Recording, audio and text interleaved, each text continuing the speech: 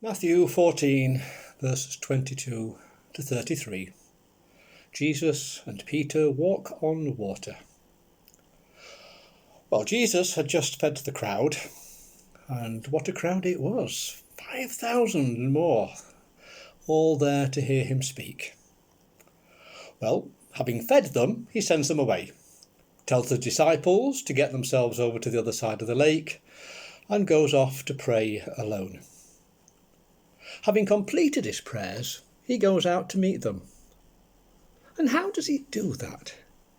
By walking on water. Well, there's little wonder that the disciples were afraid, especially given that by this time it's between 3 and 6 in the morning, dark, and they were probably very tired, having rowed against the wind for 3/4 of the lake. In the darkness, they don't recognise Jesus coming towards them. Well, you wouldn't, would you?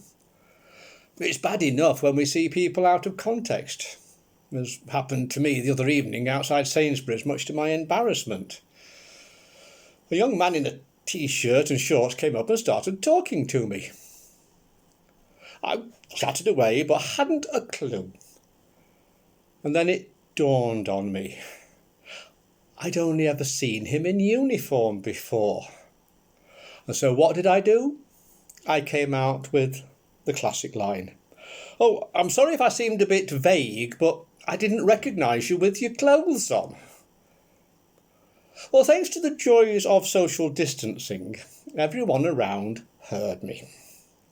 He fled into the shop, and I beat a hasty retreat to the car. So I can understand why the disciples had problems, because let's face it, people just don't walk on water, let alone being somewhere out of context. They think it's a ghost. This is no ghost, though. This is the real McCoy, Jesus, walking out to join them in the boat. Well, of course, on realising it's Jesus coming towards them, Peter wants to go to him. And I think it's worth noting that he doesn't just do it. He asks Christ if he can. And of course he gets the answer, come.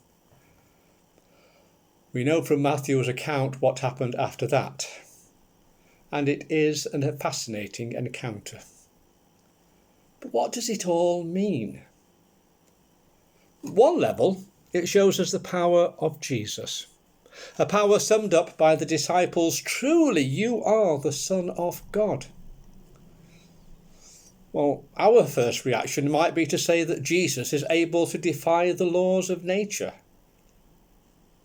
But no, because those laws are our laws, not God's. And this is a powerful reminder of his authority and his laws over nature and our self-belief. God says what is and what is not in relation to the natural world, not us. Something we are still learning to our cost in many different ways. One of the questions this passage raises is, why did Peter want to go out to meet Jesus? Why couldn't he just wait for him to get to the boat? Was it arrogance? Was he caught up in the moment? Did he truly believe he could? Perhaps he felt called to take that risk for his Lord. Well, there are many ways to interpret what Peter did and what happened to him. Perhaps Peter is showing us that we too must want to step out of the boat, as it were, and go to Jesus when we see him. And doing that requires both faith and tunnel vision. For it was only when he saw the waves did it all get somewhat choppy for him. Remember, though, that Peter asked if he could do it. And Jesus said yes. So why did Jesus do that? Was it to test his faith, or to show us that stepping out of the boat is a risky business? I actually feel sorry for Peter, because he often gets a bad press for not having the faith needed when he saw his situation. How often have we found ourselves in that situation? It's easy to have faith when all is going well. Perhaps the last few months, the things we see in the world and our own circumstances have shown that it isn't always that easy when things aren't going well. What Peter did might, of course, be telling us to be careful of our exuberance. There were other times when this got the better of him, and Jesus had to sort him out with it, didn't he? Well, we can be just the same and want to jump out of the boat and walk with Jesus. We faithfully doing things only to find ourselves in desperate need of his hand because we've jumped into choppy water.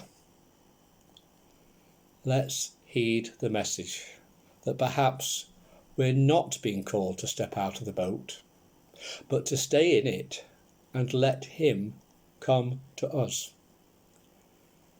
We're not always called to step out. Such an idea wouldn't have come naturally to Peter, and I dare say it doesn't for many of us. But before we get into the water, let's remember to ask ourselves why we're doing it.